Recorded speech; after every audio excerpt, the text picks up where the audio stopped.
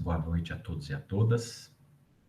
Sejam bem-vindos a mais um encontro aqui do nosso grupo de estudos sobre a genealogia da moral. Hoje é segunda-feira, dia 26 de julho, agora são 19 horas e 2 minutos. No finalzinho do parágrafo 7, quando Nietzsche estava falando sobre o ideal ascético do filósofo, né, ele estava se referindo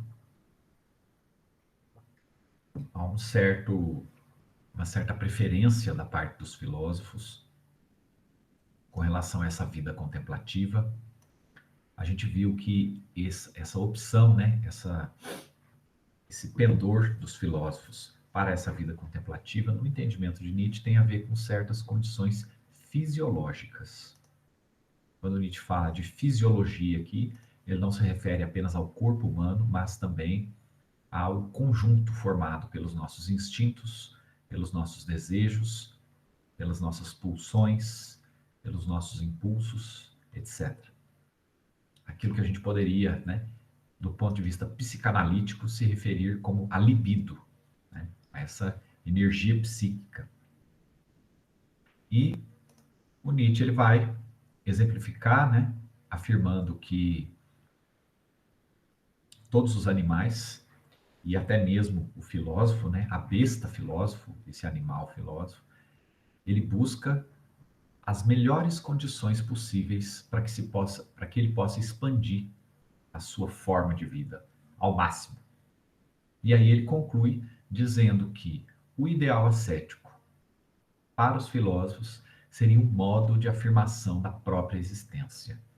Esse modo de existência que se origina a partir da vida contemplativa. Bom, agora no parágrafo 8, que nós vamos começar a nossa conversa hoje, Nietzsche ele vai comentar a respeito da defesa, né, da conduta ascética. Certas palavras que fazem parte, né, que usadas para descrever características da conduta ascética, como que essas palavras foram tradicionalmente, gradualmente sendo transformadas em virtudes, entendidas como comportamentos genuinamente bons. Tá? Bom, o Nietzsche ele começa o parágrafo 8, então, afirmando o seguinte, que a defesa por parte dos filósofos desse modo de vida contemplativo, dessa vida ascética, não é uma defesa desinteressada. Tá? E aqui eu retomo duas observações. Uma delas está em Além de Bem e Mal, parágrafo 6, e uma outra observação está no comentário que eu fiz a respeito do prólogo da genealogia da moral, no parágrafo 5 do prólogo, tá? Onde o Nietzsche, ele vai combater, ele vai contestar o preconceito de que a filosofia seria algo exclusivamente racional e, portanto, neutro, e, portanto, que as reflexões filosóficas em si, elas teriam, digamos assim, uma justificativa, ou elas teriam um tipo de fundamentação, um tipo de legitimação estritamente racional. Nietzsche, nesse parágrafo, de Além de Bem e Mal, ele fala que todos os instintos tiveram desejo, né? Todos os tipos de instintos sempre almejaram filosofar. E que, quando um instinto ele consegue filosofar, né? Ele consegue provocar uma reflexão filosófica, ele consegue encontrar para si uma justificativa racional. É óbvio aqui, né? O Nietzsche ele não está dizendo que os instintos eles filosofam, mas que seres humanos motivados por determinados tipos de instintos buscam naturalmente, através da filosofia, encontrarem justificativas racionais, formularem regras de conduta, formularem reflexões de natureza ética, de natureza ontológica, de natureza metafísica, para justificarem os seus próprios modos de vida. E é a isso que ele se refere quando ele começa, no parágrafo 8, a dizer que, né, os filósofos eles não são juízes imparciais, eles não são testemunhas imparciais do ideal ascético. Quando os filósofos defendem o modo de vida contemplativo, defendem filosoficamente o modo de vida contemplativo, no fundo, eles pensam em si próprios, no tipo de vida mais adequado às suas próprias naturezas, né, às suas próprias estruturas fisiopsicológicas. Prosseguindo na reflexão, o Nietzsche ele faz aqui uma longa descrição das supostas vantagens, né, que uma vida contemplativa ou que uma vida ascética ela propiciaria ao filósofo. Muito embora esse tipo de vida seja marcada pela humildade, pela pobreza e pela castidade, né, que são as três palavras-chave em torno das quais Nietzsche reflete nesse parágrafo, não se trata aqui, da parte de Nietzsche, de valorizar essas virtudes porque elas estariam em conformidade com a boa conduta cristã, mas sim porque essas virtudes, esse comportamento pautado por essas qualidades, por essas virtudes, ele é característico de um tipo de indivíduo cuja estrutura fisiopsicológica estaria hierarquizada, estaria ordenada em prol de um objetivo maior, em prol daquilo que a gente já mencionou antes, né? Da concretização de obras que seriam, por assim dizer, materializações, que seriam corporificações da sua própria vontade de poder ou vontade de potência. É por isso que Nietzsche se refere a essas virtudes usando aspas, tá? Quando ele fala aqui, né? Pensem no que lhes é mais indispensável. Estou lendo aqui o parágrafo 8. Indispensável aos filósofos, né? Lucidez na cabeça, um bom ar fino, né? Paz em todos os subterrâneos, todos os cães bem amarrados à corrente, vísceras modestas e submissas, o coração alheio, né? Etc. Ou seja, o que essas naturezas contemplativas precisam para exercerem a sua atividade, a atividade cujo instinto neles predomina, elas precisam realmente de paz, de serenidade, de calma, estarem livres de interferências corpóreas, né? Por isso, por exemplo, que, né, os filósofos são modestos na alimentação. Não é porque eles se preocupam com o pecado da gula. É porque se eles comerem demais, eles podem ter uma indigestão e isso vai atrapalhar a atividade reflexiva deles. Por que os filósofos, né, eles vivem uma vida silenciosa e etc. Justamente porque eles querem essa paz, eles buscam essa paz interior, eles buscam essa calma. Né? E aqui o Nietzsche ele continua. Sabe-se quais as três palavras de pompa do ideal ascético: humildade, pobreza e castidade. Tá? Observemos de perto as vidas dos grandes espíritos fecundos e inventivos. Todas as três serão sempre encontradas até certo grau. Não entende-se que sejam talvez virtudes suas, e justamente ele se utiliza a palavra virtude aqui entre aspas, nesse sentido que eu estou explicando. Porque essa espécie de homens não tem nada a ver com essas virtudes.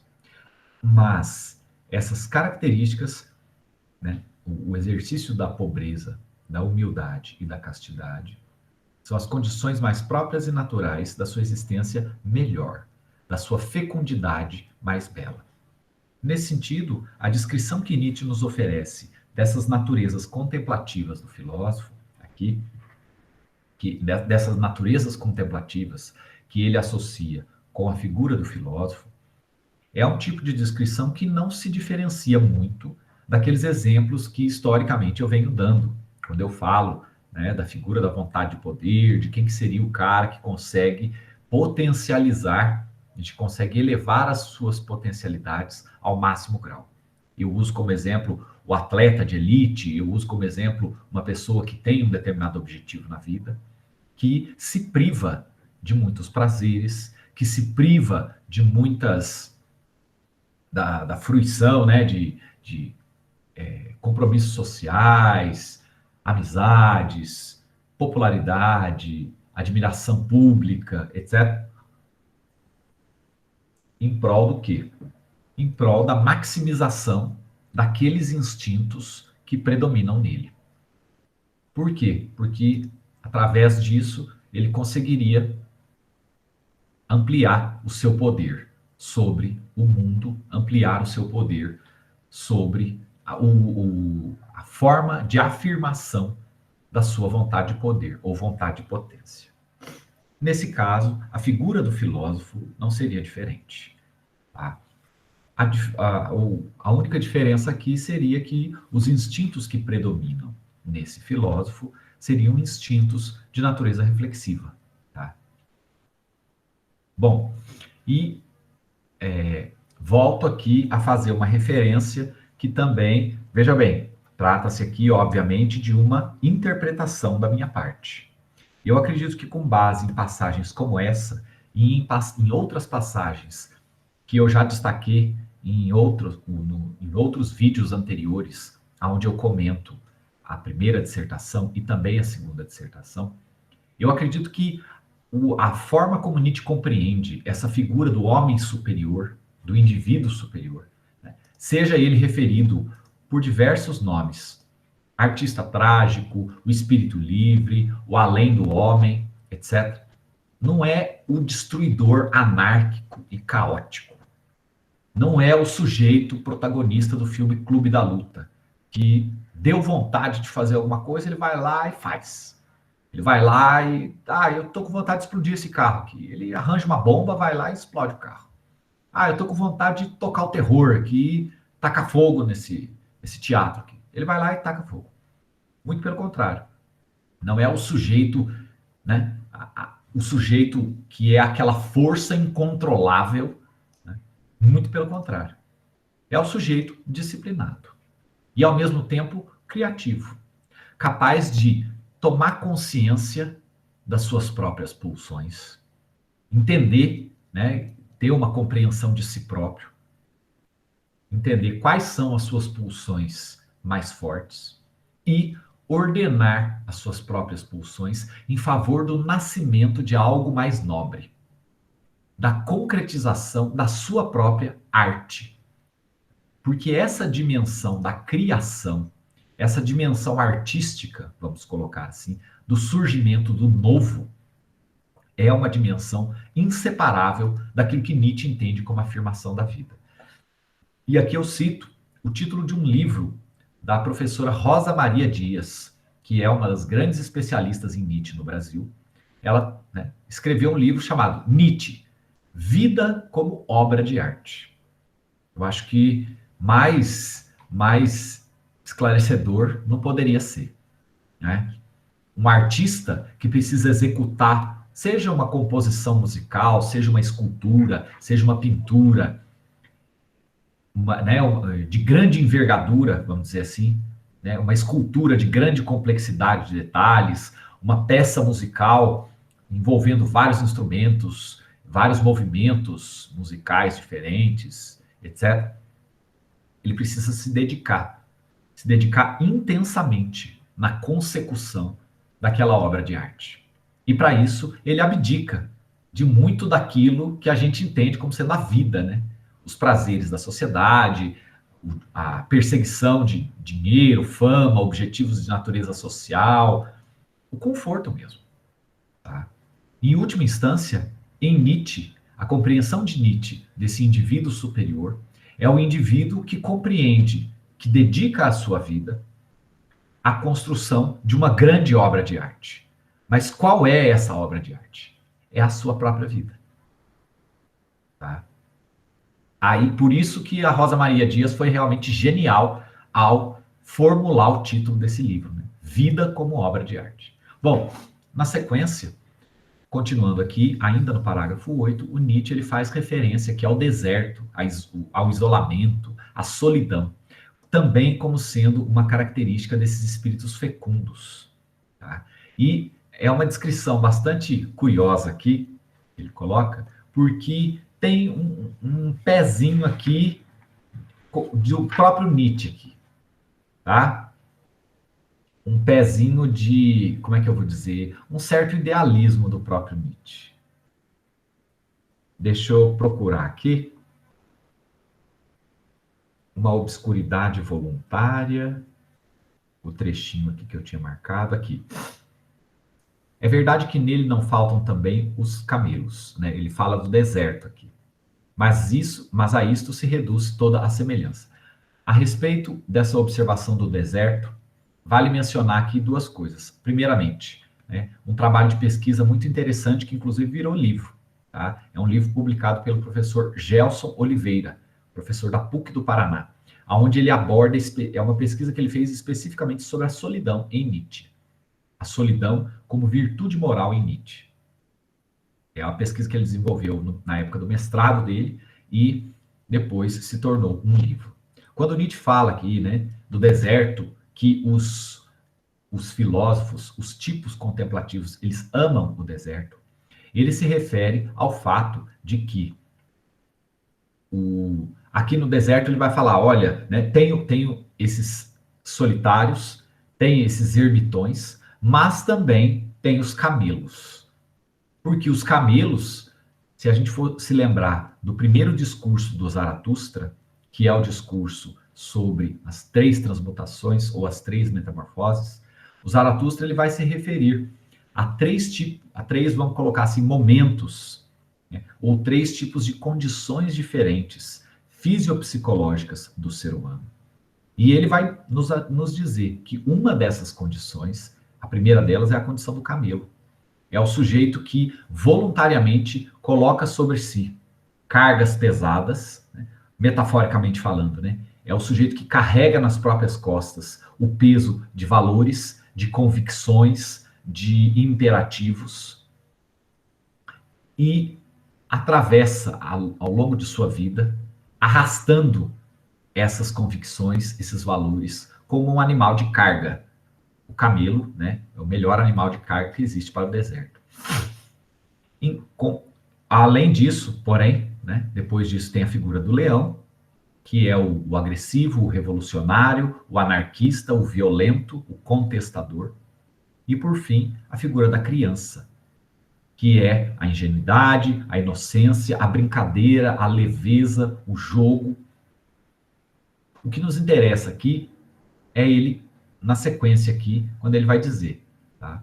Uma obscuridade voluntária, talvez, um evitar a si mesmo, uma aversão a barulho, veneração, jornais, influência. Um emprego modesto, um cotidiano, algo que esconda mais do que exponha. Ocasionalmente contato com bichos e aves inofensivos e alegres, cuja visão distraia.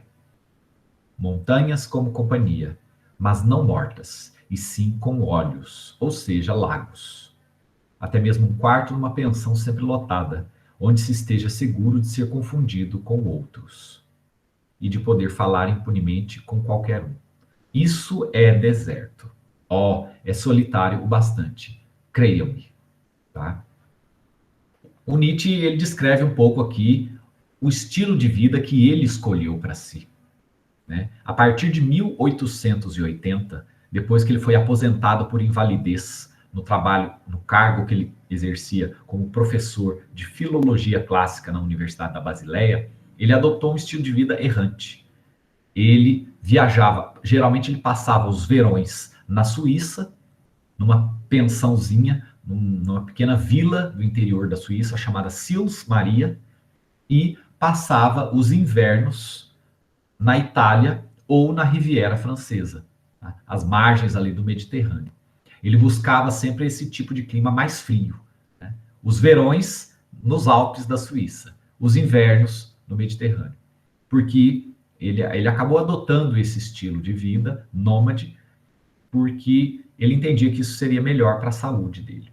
E essas características, ele fala aqui, né, um quarto de pensão lotado, etc., tá? Que é o estilo de vida que ele viveu ao longo da vida, um estilo de vida solitário, tá? Nietzsche, depois que ele cortou relações com a irmã dele, a gente vai abordar um pouquinho mais essa temática mais adiante, ele se tornou praticamente um ermitão, um solitário, porque ele tinha muito poucos amigos. Inclusive, ao longo da vida, ele foi perdendo vários amigos. Ele rompeu com vários deles. A gente já viu o caso do Wagner, e a gente vai ver outros casos ainda hoje. Então, essa descrição aqui, né, tem muito de uma descrição pessoal do próprio Nietzsche, uma espécie, talvez, de uma autojustificação. Tá? E aqui é importante a gente colocar que, na sequência, quando ele coloca aqui, né, vou ler mais um trechinho, né? Pois nós, filósofos, necessitamos descanso de uma coisa, sobretudo, do hoje. Nós veneramos o que é tranquilo, frio, nobre, passado, distante. Tudo aquilo em vista do qual a alma não tem de se defender e se encerrar. Algo com que se pode falar sem elevar a voz. E aí ele vai criticar, né? Vai dizer que o ruído e o palavrório das pessoas, né? Essa aversão aos acontecimentos, a discussão sobre os acontecimentos cotidianos, tá? Aqui, gente, apesar das palavras do próprio Nietzsche, é fundamental a gente observar o seguinte: o que tem aqui de idealização do Nietzsche e o que tem aqui do próprio real, tá? A gente sabe que o Nietzsche ele estava muito bem antenado com as últimas novidades da sua época. Isso é atestado, por exemplo, pelas críticas do Nietzsche à política do Império Alemão, tá? Na figura do Bismarck, por exemplo, na figura daquilo que ele se refere sobre a expressão grande política, que aparece desde Humano Demasiado Humano e vai até os últimos fragmentos póstumos que ele escreveu, enquanto ele ainda estava lúcido, né? Que são os fragmentos póstumos ali do finalzinho de 88 e começo de 89. Além disso, há, né, uma tematização por parte de Nietzsche da figura dos nihilistas russos também, né? Se referindo aqui ao conjunto de agitações de natureza política, de natureza cultural, que aconteceu no Império Russo durante os anos de 1861 até 1881, né? Que envolveram desde atividades legalizadas, como, por exemplo, publicação de jornais com conteúdo marxista, com conteúdo socialista, de teóricos socialistas, até atividades criminosas, como, por exemplo, um incêndio nas principais cidades russas e várias tentativas de se assassinar o czar, que chegou a ser assassinado em 1881. Tá? Além disso, né, quer dizer, esse fenômeno do niilismo russo, ele estava presente em todos os jornais da época, né? Havia aquele estardalhaço: olha, os niilistas russos estão querendo transformar a sociedade, são jovens, né, temerários, jovens revolucionários, agitadores, que saem por aí explodindo coisas, tacando fogo nas cidades, e etc. Nietzsche estava muito bem antenado sobre isso. Tá? O diálogo de Nietzsche com vários escritores, vários filósofos e vários artistas da sua época. E isso foi mencionado várias vezes em vídeos anteriores, como, por exemplo, né, Eugen Dühring é um outro filósofo da sua época, as ideias de Darwin, tá? As ideias do próprio Paul Rée, que o Nietzsche também vai criticar no comecinho da Genealogia da Moral, né? Diversos escritores, artistas, né, o Wagner, tá? Então, esse estereótipo que Nietzsche nos apresenta do filósofo como supostamente um homem acima, um homem à frente do seu tempo, que vive lá naquela casinha, no alto da montanha, pensando e escrevendo coisas, né, que não se mistura com o povo. Isso tem um elemento, um certo estereótipo aí, tá, gente? A gente não pode se deixar levar inteiramente por essa imagem. Embora Nietzsche não tenha sido uma pessoa popular, uma pessoa mundana, mas ele também, tá, ele não ficava nessa coisa de, eu não leio nada, eu não quero saber de jornais e coisas do tipo.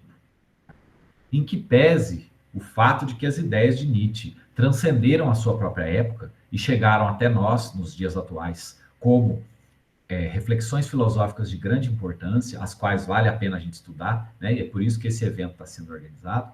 É preciso aqui matizar as coisas, para a gente não perder de vista o fato de que o próprio Nietzsche foi um homem do seu tempo.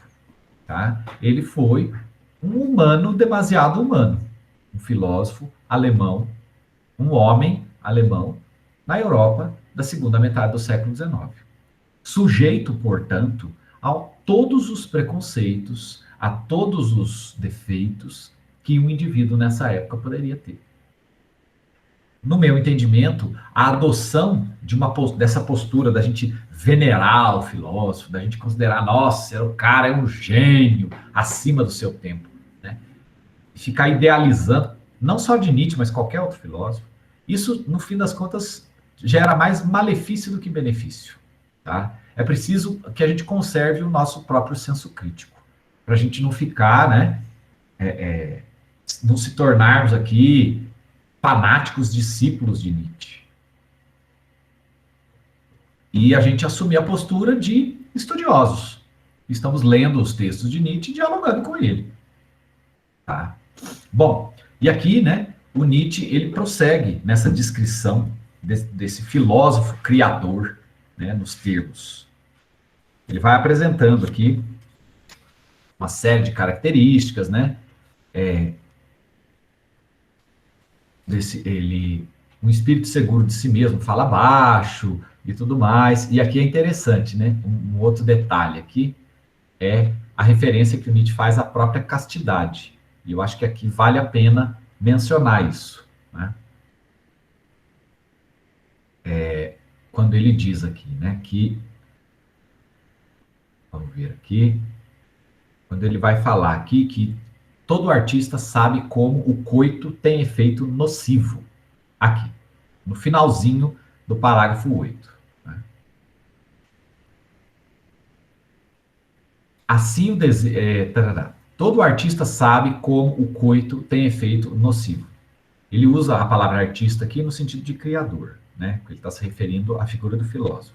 O artista, lembrando, né, os artistas, eles foram tematizados entre os parágrafos 2 a 4, aqui da terceira dissertação. Todo artista sabe como o coito tem efeito nocivo nos estados de grande tensão e preparação espiritual. Entre eles, os mais poderosos e mais seguros nos instintos não necessitam sequer da experiência, da má experiência, para sabê-lo. Tá? Aqui, gente, né, a gente poderia falar, nossa, mas então Nietzsche, já deu para perceber que o Nietzsche não gostava de sexo, né? Já deu para perceber que Nietzsche... sexo nunca foi o forte dele. Né? É curioso a gente fazer uma referência disso, porque há dois eventos que frequentemente são mencionados pelos biógrafos de Nietzsche. Tá? O primeiro deles, né, é a frustração do próprio Nietzsche com relação ao desejo dele de se casar com a Lu Salomé. Eu já falei aqui sobre a Lu Salomé. Eu comecei a falar sobre a Lu Salomé lá na primeira dissertação, lá no prólogo, falei sobre a Lu Salomé na primeira dissertação, eu me lembro. Eu não me lembro exatamente em qual vídeo que eu falei sobre ela. Tá? Fico devendo essa informação para vocês, para pontuar aqui, né? O que acontece? Em 1882, 2 anos depois que Nietzsche tinha sido aposentado por invalidez, ele conhece a Lu Salomé através de um amigo dele, que era o Poré. Poré foi um escritor e um filósofo, amigo do Nietzsche, e ele conhece a Lu Salomé e ele convive com ela. E junto com o Poré, durante alguns meses. Tá? A maior parte do ano de 1882 eles passam juntos, viajando pela Suíça, pela Itália, etc. Nessa ocasião, o Nietzsche propõe a Lu Salomé em casamento 2 vezes e é rejeitado. Né? A Lu Salomé, né, ela era, na época, ela era uma jovem estudiosa russa, né, e ela queria estudar filosofia. Tanto é que depois ela se tornou uma filósofa, escreveu vários livros. Depois ela se aproximou do Freud, foi estudar com o Freud também, tá? Mas ela queria estudar filosofia, ela não queria saber, né? Ela, obviamente, né, dentro de uma sociedade profundamente machista, como era a sociedade europeia do século XIX, vocês imaginam que ela era, né, vista como a postura dela, uma postura revolucionária, uma postura totalmente inusitada, né, fora dos tradicionalismos, daquela função do papel social que se esperava que a mulher cumprisse. E era o papel de esposa e mãe, e só. Bom, nessa convivência dos três, o Nietzsche ele propõe casamento para ela, 2 vezes é rejeitado. No final do ano, a Lu Salomé e o Paul Ré saem, viajam para Berlim e abandonam o Nietzsche. E aí acontece uma deflagração de uma briga entre o Nietzsche e a própria irmã dele. Né? Na verdade, o Nietzsche ele já tinha brigado com a irmã dele ao longo de vários... A relação dele, né, desde que ele rompeu com a carreira que se esperava dele, ele, né, quando ele estudava no seminário para ser padre, já começou aí os conflitos com a irmã dele. Mas, nesse caso específico da Lu Salomé, o que acontece? A irmã do Nietzsche, ela achava um absurdo aquela mulher, onde já se viu uma mulher querendo estudar filosofia e não se resignando a cumprir o papel social de ser mãe, de ser esposa. E aí ela começou a escrever um monte de cartas para a família da Lu Salomé, lá na Rússia, falando um monte de mentiras, de forma a afastar a Lu Salomé do Nietzsche, para que a família da Lu Salomé não autorizasse ela, né, digamos assim, forçasse ela a se afastar do Nietzsche. Porque, na verdade, a irmã do Nietzsche entendia que isso seria ruim para a imagem do próprio Nietzsche. O que aconteceu, né, foi que o Nietzsche acabou descobrindo isso. E essas cartas que a irmã dele mandou para a família da Lu, e realmente teve uma briga terrível com a irmã dele lá, acabou rompendo relações com a irmã, cortando as relações com a irmã dele. E depois disso, tem uma outra experiência, também ligada a esse aspecto de relacionamentos do Nietzsche, que foi uma suposta, né, não há prova sobre isso, uma suposta primeira experiência sexual do Nietzsche durante a adolescência dele, num prostíbulo, enquanto ele ainda era aluno no colégio interno de Pforta. Né? Pforta é uma cidadezinha que fica... o colégio de Pforta, né, ele é um colégio interno, um colégio muito tradicional, aonde Nietzsche, na época de estudante, ele era considerado o número 1 do colégio, porque ele era um aluno extremamente bem comportado, ele era um aluno extremamente inteligente, né? Nossa, só estudava muito e tal. Um belo dia, né, ele que gostava de tocar piano, né, ele deu uma escapadinha do colégio e foi para um prostíbulo. Ele era um adolescente ainda. E ele só relata no diário dele, né, que aí foi a primeira vez que ele tomou cerveja e que depois da terceira caneca de cerveja ele não se lembra de mais nada.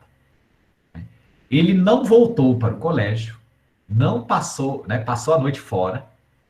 No dia seguinte ele voltou para o colégio, né, todo desgrenhado, com cheiro de cerveja, e aí os professores dele, os diretores do colégio, imediatamente retiraram o Nietzsche da posição de aluno exemplar lá. Ele perdeu o posto, né, que ele ocupava lá. E o que acontece? Né? Muitos biógrafos aventam que talvez aí Nietzsche tenha tido a sua primeira experiência sexual, né?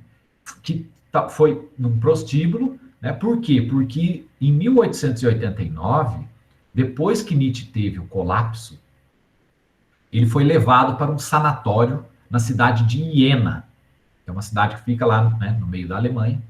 E nesse sanatório de Iena, o diagnóstico da causa da loucura de Nietzsche foi realizado em conformidade com o paradigma médico da época. Foi diagnosticado como sífilis em estado terciário. De fato, a sífilis, depois de muitos anos, né, naquela época, no século XIX, era uma doença sem cura. E a sífilis, depois de muitos anos, de muitas décadas, ela de fato acaba afetando o cérebro das pessoas. Causa um estado de demência, de degeneração cerebral.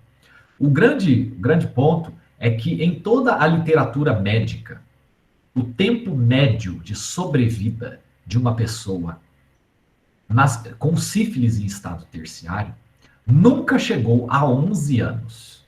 O Nietzsche, ele teve o seu colapso mental em 1889 e ele só foi morrer em 1900.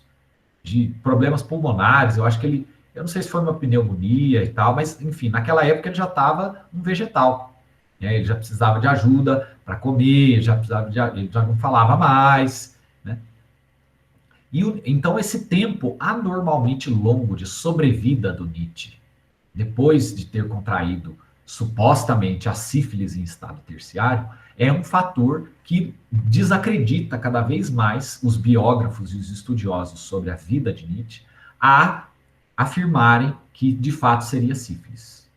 A prova científica mesmo seria só se a gente exumasse a ossada do Nietzsche e fizesse talvez um exame de DNA ali para procurar, né, partículas e sobreviventes, alguma coisa, se é que existe a possibilidade da gente detectar uma doença nesse sentido. Mas hoje em dia, as discussões a respeito da causa da loucura de Nietzsche, elas se centram muito mais em torno de moléstia de algum tipo de doença degenerativa do sistema nervoso, de origem genética.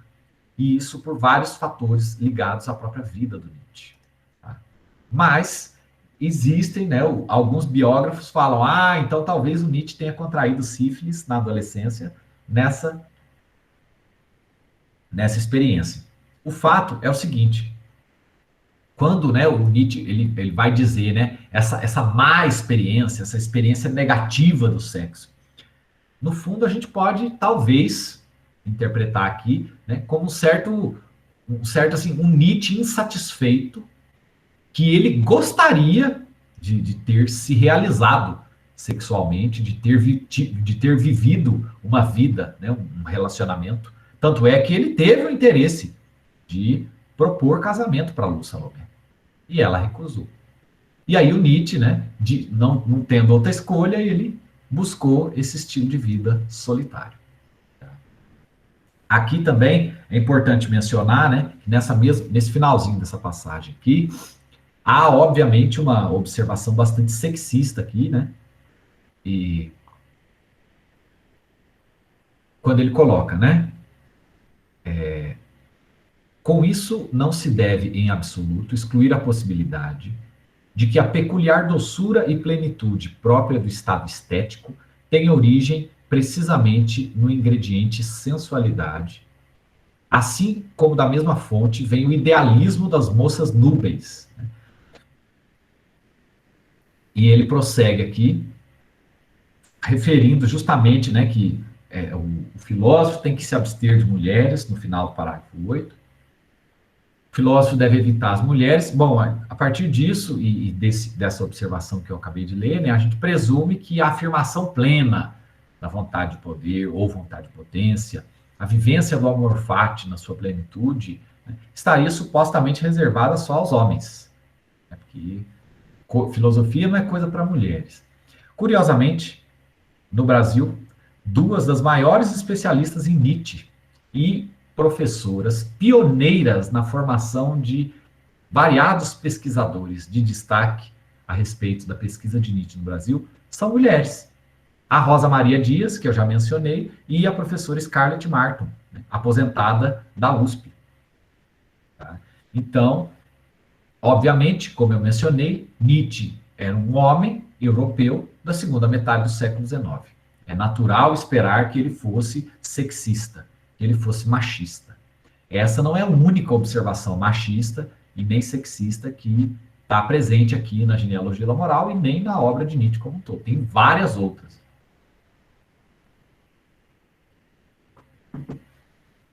Mas o que me parece ficar bastante claro aqui é que, para além desse sexismo do Nietzsche, para além desse machismo do Nietzsche, existem ideias bastante interessantes aqui que valem a pena ser pesquisadas. É preciso, obviamente, a gente levar em consideração que ele era um homem sujeito aos preconceitos do seu tempo.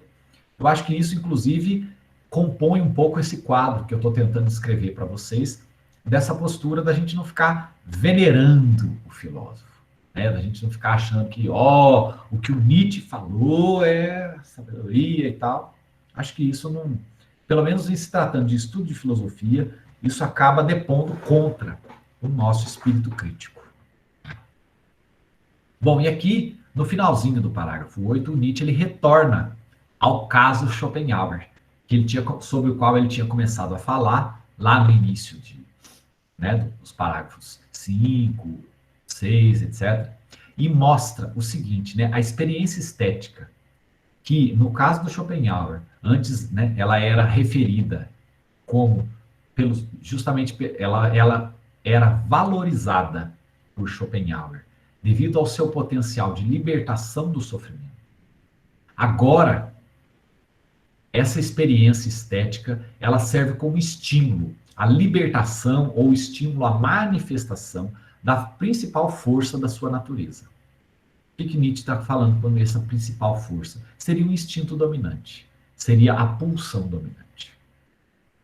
Nietzsche ele finaliza esse parágrafo aventando a possibilidade de que esse estado estético, né, o estado caracterizado pelo êxtase da contemplação do belo, a contemplação do sublime, isso estaria de alguma forma ligado a uma espécie de transfiguração do estímulo sexual.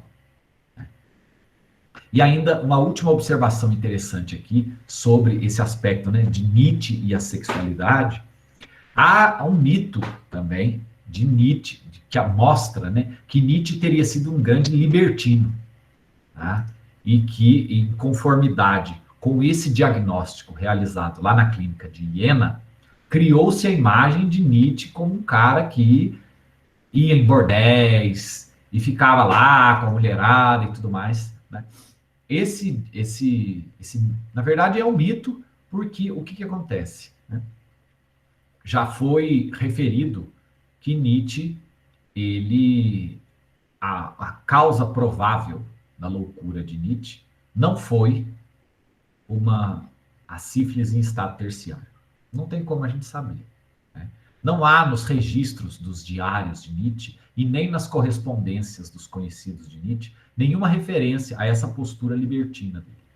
O próprio Nietzsche, inclusive, ele tinha uma saúde muito frágil, tá? Ele era abstêmio, né? Não bebia bebidas alcoólicas, justamente porque não tinha condições de aguentar depois, né? Ele, já desde novo, ele sofreu com diversos problemas de saúde, uma disenteria persistente, fraqueza, etc. Inclusive, por exemplo, o livro Aurora, né, de 1880, ele foi um livro que foi ditado por Nietzsche.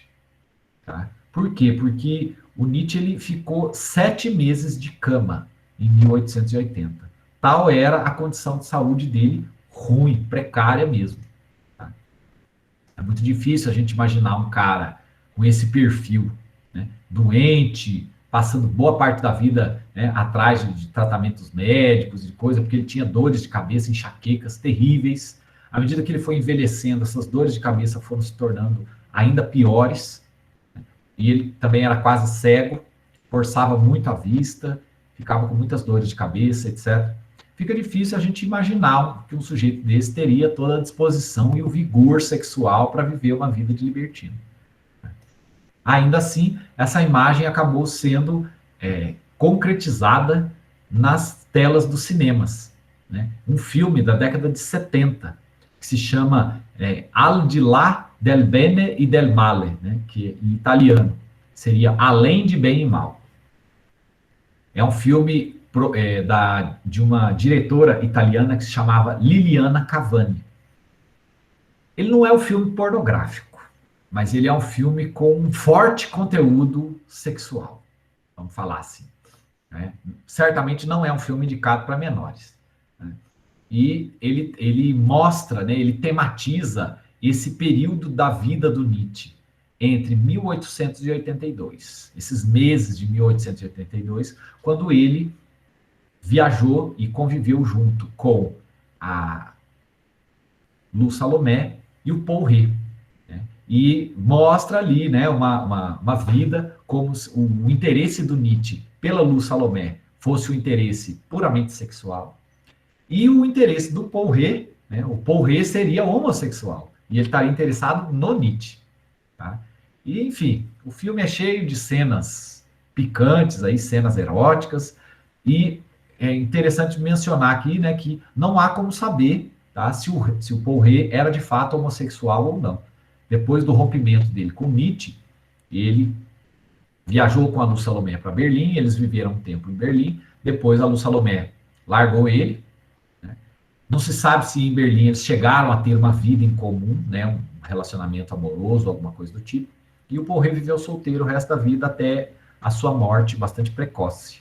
Tá? Ele se acidentou, acho que num acidente, escalando montanha, ou foi num acidente de esqui, agora não me lembro. Mas essa imagem, né, frequentemente a gente ouve por aí essa ideia, o Nietzsche era um libertino e tal. A gente não sabe, tá? O grande fato é esse, e eu, pessoalmente, tendo a encarar isso muito mais como um mito, né? Como uma hipótese muito pouco provável, devido à saúde fraca do Nietzsche. Bom, gente, com isso a gente encerra o parágrafo 8,